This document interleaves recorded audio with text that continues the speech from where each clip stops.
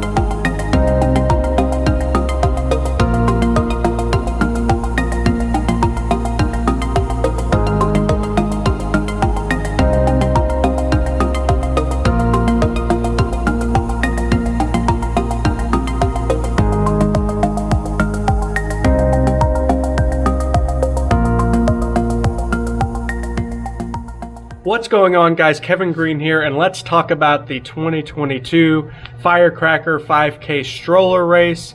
And the first thing I want to say is trying to film while running with a stroller is very difficult, as I found out the hard way. I had done one practice round before this, but I had stopped to kind of check out the clips and everything like that. It was a continuous running thing, so I was having quite a hard time. Actually, less than a mile into the race, I lost control of the stroller and was kind of swerving all over the road trying to get back control of it. I didn't have a 22-pound baby weighing it down for me, so and it was pretty gusty as well, so it was kind of blowing me all over the road, but I got control of it, was able to get some pretty good filming shots while running there in the first mile. And then after that, I actually even dropped the camera a couple of times when I was trying to find a different place to store it when it was compact rather than just running with it in my hand, which I ended up having to do anyway. But I did try to kind of stick it in the bottom of the stroller, and it ended up falling on the ground, and I did that a couple of times, unfortunately. And as I mentioned at the beginning of the video, my daughter Ivy was not with me for this race, and that was a huge bummer for me. So from the very get-go getting to the race, I was very unmotivated. I just wasn't feeling it. I didn't even get a warm-up in before the start of the race. I was just standing at the start line having a kind of let's get this done and get out of here kind of mentality. So the race gets started, and I didn't have any kind of goals. I wasn't trying to PR or anything like that. Pushing a stroller as well, and it was the temperatures were already over 80 degrees. The humidity was over 90%. So again, no reason to go for a PR in those kind of conditions. But right out of the bat, I still felt pretty good. I came through the first mile in 7:58. I wasn't trying very hard at all, just kind of enjoying myself. But then, like I mentioned before, it was already pretty hot, and I don't do well in the heat. And the heat started hitting me pretty hard, or at least I thought that was what was hitting me hard.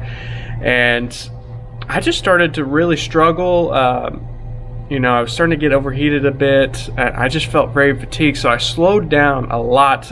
Mile 2 was 8:51, and then mile 3 was 9:39. I was just kind of, jogging those last 2 miles, and even though it should have been a relatively easy effort running that slow, given the fact that my current PR is 21:43 for the 5K. It didn't feel easy. It didn't feel like what it should have been. And when I finished and crossed the finish line, I felt like I had just run a half marathon at race pace. And right away, there were red flags going off. I was like, something isn't right. I thought that I might be getting sick because my wife the week before, she had COVID, and then my daughter, she got sick shortly after that. And we figured that was probably COVID too. So I was like, oh shoot, am I getting COVID myself? And my legs were just super fatigued, kind of cramping a little bit. It just was not what you would typically expect from not only a 5K, but a slow 5K. Like my time was over 27 minutes. So, I was not pushing the pace whatsoever. So then I get home and I just felt very exhausted. I go and I think I took like a 4 or 5 hour nap, and I woke up and I was super sick. Just like I might have suspected, and I was super nauseous. I had the cold sweats. I had some chills. Just was not feeling good at all. So and I also had a headache. So I took a COVID-19 test, and sure enough, it came back positive. So I ran this race not only with a pink elephant, but I also ran it with COVID-19. I was able to stave it off for about 28 months, and I guess that was as long as I could hide from the COVID-19 coronavirus. It finally got to me, and it led to this performance in this race.